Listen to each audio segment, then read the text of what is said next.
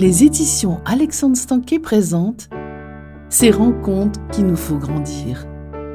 Apprendre des gens qui gravitent autour de nous. De Yves Despoiriers. Narration Jean Leclerc. C'est Sophie Stanquet qui vous parle.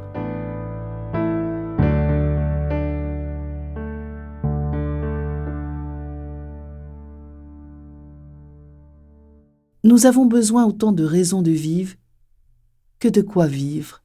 Abbé Pierre. Prologue. Il n'y a rien comme les occasions de réfléchir pour faire avancer notre vie. Certains vont jusqu'à faire le chemin de Compostelle pour éclairer leur vie et lui trouver un nouveau sens. Personnellement, je n'aurais jamais pensé un jour refaire le parcours de ma vie et réussir à me rappeler de tous les gens qui l'ont marqué à leur façon. J'avais déjà fait l'exercice d'une certaine façon le jour où je me suis engagé dans une psychanalyse durant ma jeunesse. Mais cette fois-ci, je m'attaquais à plus de 60 années de vie dont j'avais oublié des pans complets. Ce nouveau travail de mémoire fut beaucoup moins ardu que je ne l'aurais pensé puisque j'ai réalisé qu'il nous est impossible d'oublier les gens qui nous ont marqués. Comme je suis un homme fondamentalement positif, vous comprendrez que ce recueil rassemble uniquement les rencontres qui m'ont été profitables. J'ai volontairement occulté mes rencontres avec les personnes qui ont pu, un jour ou l'autre, m'empoisonner l'existence. Car si on veut espérer donner un sens à sa vie, il faut davantage savoir la construire que la démolir. Et ne vaut-il pas mieux regarder la vie dans la perspective de la vivre, plutôt que d'y survivre? Notre développement personnel n'est pas quelque chose qui s'invente ou se planifie. Mais j'ai réalisé au fil du temps que les gens qu'on rencontre sur notre chemin méritent généralement qu'on s'attarde à les écouter. Ils sont souvent des prophètes dont il faut discerner les propos, ou encore des phares qui nous indiquent un chemin à prendre ou les écueils à éviter. Ces rencontres sont souvent des inspirations dont on ne réalise pas, sur le coup, l'importance et qui finissent un jour ou l'autre par s'intégrer à notre quotidien. La vie est faite de ces moments charnières qu'il faut savoir reconnaître. Comme nous demeurons tous, peu importe notre âge, à la recherche du bonheur, il nous incombe d'ouvrir grand notre cœur, nos yeux et nos oreilles pour mieux canaliser les conseils que nous offre la vie. Ils sont souvent le présage d'une vie heureuse. C'est ainsi que je vous présente une 50aine de personnes qui ont contribué à façonner ma vie. Je vous les relate de manière aléatoire et non chronologique, un peu de la même façon que nos souvenirs remontent à la surface, par bribes et selon nos états d'âme. Bien qu'il s'agisse d'une démarche personnelle, les thèmes que m'ont inspiré ces rencontres font partie des grandes réflexions ou découvertes qui finissent tout un jour ou l'autre par susciter notre intérêt durant notre vie. La liberté, l'amour, la passion, la soif de savoir, le mal de vivre et le bonheur ont été les thèmes importants au centre de ma vie, comme chaque humain, mais à ma façon.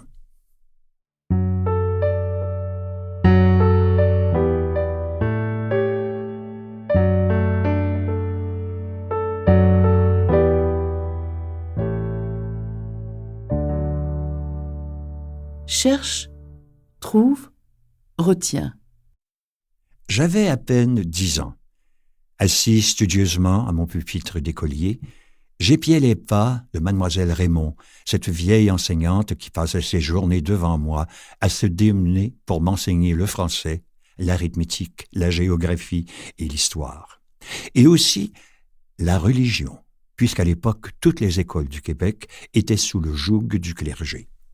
Je dis cette vieille enseignante parce que dans les années 60, pour un bambin, une personne dans la quarantaine était âgée. Mes grands-parents étaient morts dans la cinquantaine, alors je recensais naïvement les années qu'il restait à cette gentille femme que j'aurais volontiers pris pour ma grand-mère, puisque je n'avais pas vraiment connu la mienne. Je me rappelle toutefois d'un chandail de hockey des Canadiens de Montréal qu'elle m'avait offert pour mes 5 ans. C'est le seul souvenir que j'ai de grand-maman Juliette, à part son sourire et ses longs cheveux gris. Mademoiselle Raymond, elle, était toujours vêtue de gris, de noir et de blanc, ce qui ajoutait à son côté austère et autoritaire. C'était de toute façon l'époque du noir et blanc. Les photos de l'époque et la télé étaient en noir et blanc. Mais peut-être Mademoiselle Raymond était-elle en deuil. À l'époque, les gens qui portaient le deuil étaient longtemps vêtus de noir. Mon père disait que c'était parce que c'était une vieille fille. C'est comme ça qu'on appelait à l'époque les femmes de 30 ans et plus qui n'étaient pas encore mariées. On les fêtait chaque année à la Sainte-Catherine. Pour l'occasion, ma mère faisait de la tire dont on se régalait. Plusieurs écoliers de la classe se méfiaient de Mademoiselle Raymond. Personne n'osait la défier sous peine de porter le chapeau d'âne et de s'asseoir à un pupitre isolé de celui des autres devant la classe, sur la même tribune que celle de son bureau. Je craignais comme la peste d'occuper un jour cette place. Alors j'ai essayé, durant toute cette 4e année de mon cours primaire, d'être, à tout le moins, d'avoir l'air studieux. Ça n'a pas toujours été le cas, puisque Mademoiselle Raymond avait dit à mes parents que j'étais souvent dans la lune et que je devais partir dans mes rêves. Elle n'avait pas tort, puisque j'ai toujours été un rêveur. Et je ne crois pas avoir changé. Aujourd'hui, on parle de troubles de déficit de l'attention. C'était l'époque où il fallait apprendre par cœur ses prières, ses règles de grammaire et ses tables de multiplication. Mais tout ne pouvait pas se conserver dans notre mémoire. Il y avait trop de choses à connaître et à découvrir. Un jour, Mademoiselle Raymond a été plus une simple enseignante dans ma vie, mais aussi une mentor. Ce jour-là, j'avais levé la main pour la questionner sur qui avait découvert l'Amérique. Plutôt que de me répondre « Samuel de Champlain », elle m'a lancé « Cherche, trouve, retiens », en me tendant un livre de géographie. Je n'avais que 10 ans, et je venais d'apprendre qu'en faisant un effort intellectuel pour connaître ou apprendre quelque chose, j'allais me rappeler de la réponse toute ma vie. Cette simple leçon me sert encore aujourd'hui, puisque je n'ai jamais cessé d'appliquer ce précieux conseil. Bien que le par cœur ait ses avantages et son intérêt, surtout pour ceux dont le métier est d'interpréter des textes, je dois reconnaître que la méthode de Mademoiselle Raymond a permis de forger ma mémoire et mon intellect, puisque je comprends en plus aujourd'hui le qui, comment, pourquoi des choses de la vie. Cherche, trouve, retiens fait partie de ces phrases qui ont contribué à me former. Plein d'autres dictons se sont ensuite ajoutés à mon bagage intellectuel tout au long de ma vie, comme « tant qu'à faire quelque chose, faisons-le comme il faut ». « Petite aide fait grand bien ». « Aide-toi, le ciel t'aidera ». Je n'ai jamais oublié ni ces dictons, ni ceux qui me les ont enseignés, parce que cela me rappelle le contexte dans lequel je les ai appris. En me tendant un livre de géographie, Mademoiselle Raymond aura contribué à faire de moi un homme curieux et intéressé. En plus de faire germer en moi le désir de connaître et de savoir, cela allait plus améliorer ma mémoire. Il est bien arrivé quelquefois qu'on me traite de fouineux au cours de ma vie, mais ce besoin d'approfondir un sujet et de satisfaire ma curiosité s'est plutôt avéré une qualité, surtout que mon travail demandait des connaissances générales assez étendues. Sans compter que la curiosité est un état d'esprit qui alimente la créativité. Cette soif de savoir et cette envie de découvrir ont aussi contribué à aiguiser mon sens de l'observation. Et dire que tout ça est parti d'une seule question à propos de la découverte de l'Amérique.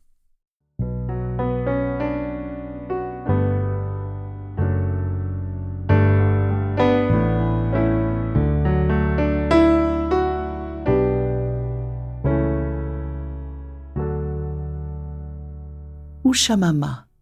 En plus de gérer une petite agence de publicité, ma femme et moi tenions une boutique d'importation d'accessoires de design, une passion pour nous. Nous devions ici nous rendre quelques fois par année en Europe pour y faire des trouvailles qui correspondraient au style européen de nos collections. C'est là que j'ai rencontré M. Marconi. Cet ancien cordonnier tenait un kiosque plutôt achalandé à maisons et objets.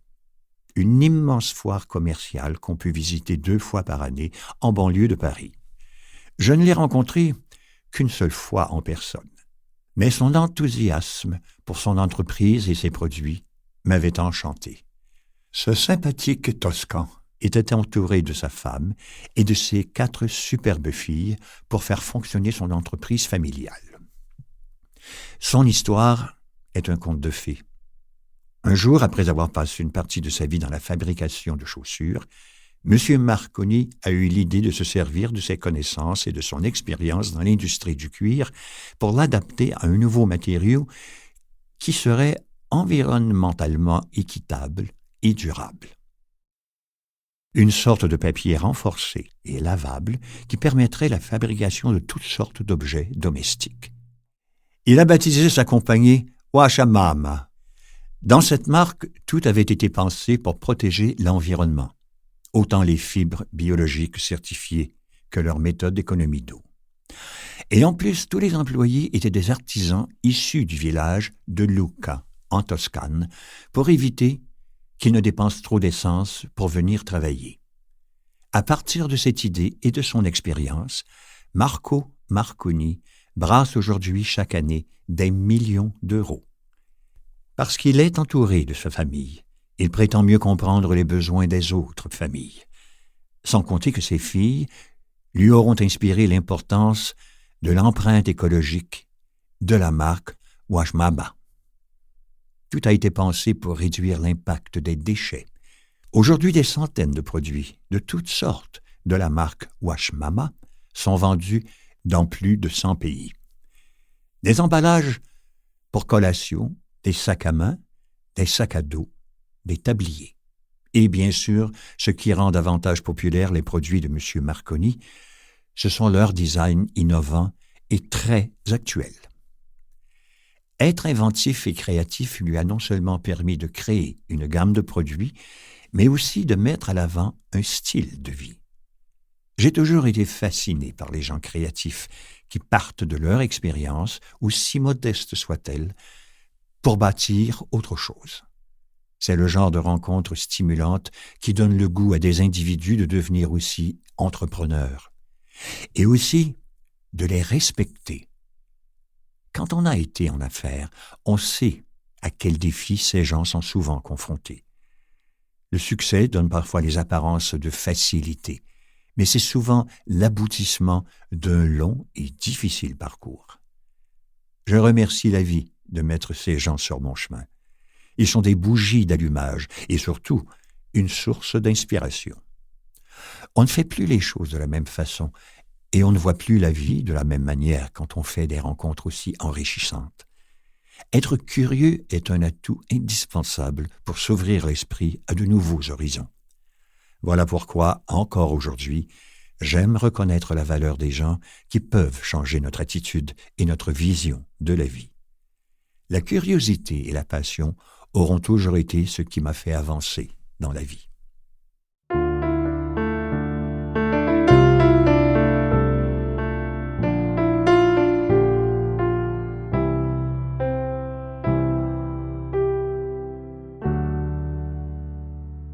L'eau de vie du padré. Je venais d'avoir 19 ans. Une affiche sur les murs du collège de Maisonneuve, où j'étais inscrit en lettres, annonçait une expédition prochaine au Guatemala. Au menu, randonnée sur des pics de volcans, découverte de cités mayas, visite de la jungle et séjour dans une mission catholique dans la forêt tropicale. Juste le mot « expédition » avait suffi pour m'interpeller. Sans compter qu'à cette époque, le Guatemala n'était pas le genre de destination auquel nous étions habitués dans les années 70. Dans mon imaginaire, un besoin d'aventure m'appelait. Ça devait être un relent des camps scouts de mon enfance, pas si lointaine. Avec mes économies ramassées grâce à un travail d'été, je me suis mis dans la tête de partir avec le groupe dont je ne connaissais encore personne. A priori, je me serais bien passé de la portion séjour à la mission catholique du voyage. À mon âge, Je n'allais plus à la messe depuis quelques années, et je laissais volontiers les bondieuseries aux autres. Mais dès mon arrivée à la mission, j'ai rencontré des hommes et des femmes qui se dévouaient pour leur communauté. Un village pauvre, où une chapelle plantée au milieu de l'endroit était un des rares lieux de rencontre. C'est à cette mission que j'ai rencontré le padre Cayetano, un quinquagénaire, grand et solide, avec qui j'ai eu la chance de visiter les fincas qui entouraient le village et aussi les indios qui y vivaient. Moi qui habitais encore la coquette maison de mes parents en banlieue de Montréal, j'ai été scandalisé en découvrant que des familles complètes vivaient encore dans des huttes sur la terre battue et humide, où la tuberculose n'avait pas encore été éradiquée. Le padre et la croix qu'il portait à son cou semblaient apporter un certain réconfort à ces pauvres gens. Je dis pauvres parce qu'aucun d'eux n'aurait même pu s'offrir la paire de bottes en cuir que je portais. Je n'avais jamais été exposé de la sorte à la vraie pauvreté. Le padre me présentait à ces gens comme un jeune homme de passage venu découvrir leurs conditions de vie, alors que je n'étais pourtant qu'un petit étudiant bourgeois débarqué pour découvrir les forêts tropicales de l'Amérique centrale et célébrer un Noël exotique en mangeant des tamales et des frioles. Qui donc était ce padre que j'accompagnais dans sa tournée dominicale? Qu'est-ce que diable faisais-je dans ce purgatoire, au milieu de la jungle, en compagnie d'un prêtre qui fumait un tabac infect et qui dévalait les sentiers de la montagne comme on prend une petite marche de santé? Comment en vient-on à dédier ainsi sa vie à un peuple pauvre et sans éducation? Un soir où le padre a pris plaisir à me faire découvrir une eau de vie locale, sans doute pour mettre à l'épreuve mon œsophage puéril, il a fini par s'ouvrir et me raconter qu'il s'était enfui, 30 ans plus tôt, d'un pays voisin, après avoir accidentellement heurté mortellement un piéton sur la route. À cette époque, on l'aurait emprisonné pour meurtre. Voilà pourquoi il a décidé de fuir. Et pour obtenir son pardon du Seigneur, il a décidé de lui consacrer le reste de sa vie en aidant les pauvres dans le besoin. Il avait, depuis son arrivée au pays, bâti de ses propres mains son église et un dispensaire où quelques médecins et infirmières séjournaient avec lui. Cette nouvelle vie dédiée aux miséreux, qui avait été au départ une façon d'obtenir sa miséricorde, était devenue, avec les années, un ambitieux projet communautaire, soutenu et financé par des dons américains. Le dicton qui veut que les voyages forment la jeunesse n'a pas été, dans mon cas, qu'une simple parabole.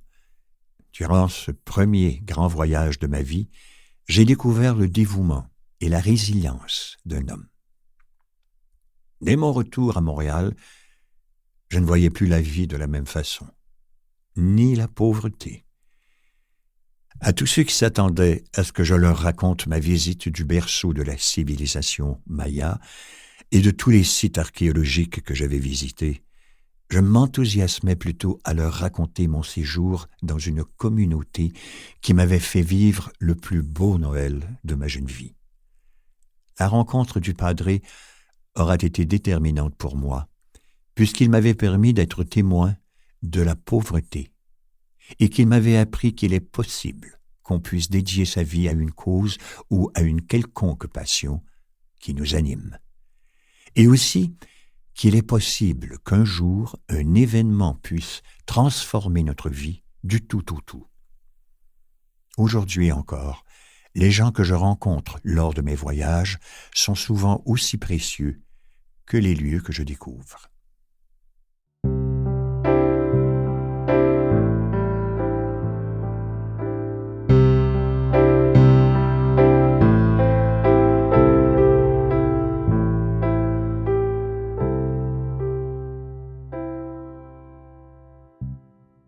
Le conseil d'un jésuite. Côtoyer un groupe alors que vous n'avez seulement que 19 ans est une chose. Vivre avec ces gens pendant 1 mois durant une expédition en Amérique centrale en est une autre. surtout quand le groupe est hétérogène. Il était composé d'un ancien jésuite sexagénaire, spécialiste en études médiévales, une jeune infirmière, belle comme un oiseau de paradis, une fille sexy, un brin névrosé, un moniteur de plein air, un ado intellectuel aux connaissances infinies, un ingénieur cartésien, un type sensible et bourru, et finalement un humaniste débonnaire, observateur de la vie et ancien professeur de philosophie. Alors que j'ai rencontré durant ma vie quantité d'individus, c'était la première fois à cet âge que je devais cohabiter avec autant de gens si différents à tous les points de vue. En soi, le groupe était une rencontre qui allait bouleverser ma vie. Alors de ce voyage, qui devait être pour moi une expédition photo, tout était différent de ma vie tranquille et un brin bourgeoise. En fait, j'étais hors de ma zone de confort. Je ne mangeais pas la même nourriture qu'à la maison, je ne prenais pas de douche le matin, je transportais tout ce que je possédais sur mon dos, et surtout, je devais accepter de faire des concessions et me rallier aux décisions du groupe. Ma première nuit fut la plus pénible. Après une journée de marche dans la roche volcanique, nous avions interrompu notre ascension du Pacaya, un volcan d'une élévation de quelques milliers de mètres, pour se sustenter un peu et dormir ensuite à la belle étoile. Alors que durant la nuit, l'ingénieur forniquait déjà avec la fille sexy du groupe, j'avais essayé de sommeiller après avoir aperçu l'ombre de... Nous espérons que vous avez apprécié cet aperçu. Pour continuer à écouter ce livre audio sur Google Play Livres, utilisez le lien dans la description de la vidéo.